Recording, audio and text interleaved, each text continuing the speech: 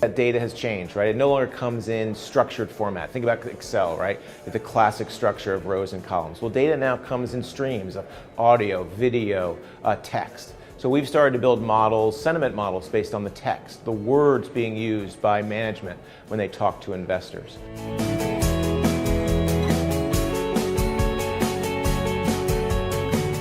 Well, I think it comes down to information overload, right? There's so much information now in equity markets globally, and not all of it moves in the same way. There's different data points, right? So what do human beings do? Unlike computers, human beings can't process all that information. So in order to compensate for that inefficiency, they tend to either anchor on the previous beliefs or only digest information that confirms an existing bias.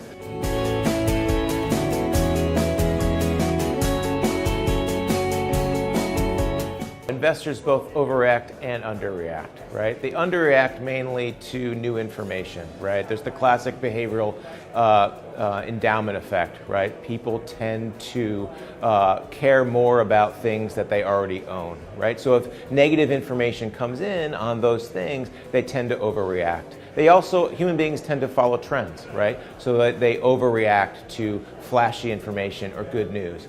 So both overreaction and underreaction are part of equity markets.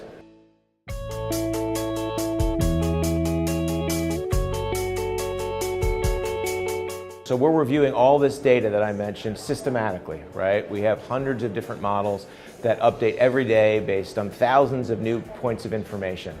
These models basically rank stocks in a relative way. So we're looking at every stock every day on a relative basis to its peers, right? And our view changes every day, and we react to those changes in a systematic way.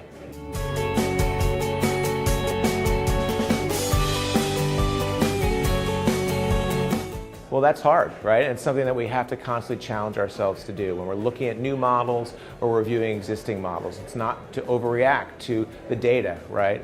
We worry about data mining. We build models such that we can make decisions with all the information that's available.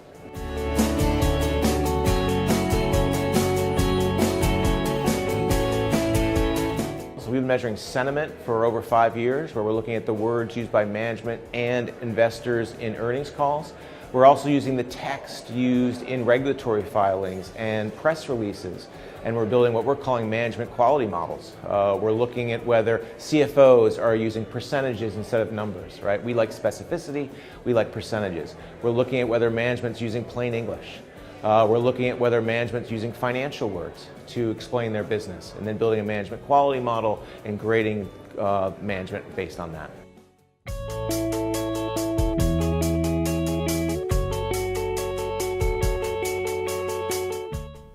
Before investing, consider the product's investment objectives, risks, charges, and expenses.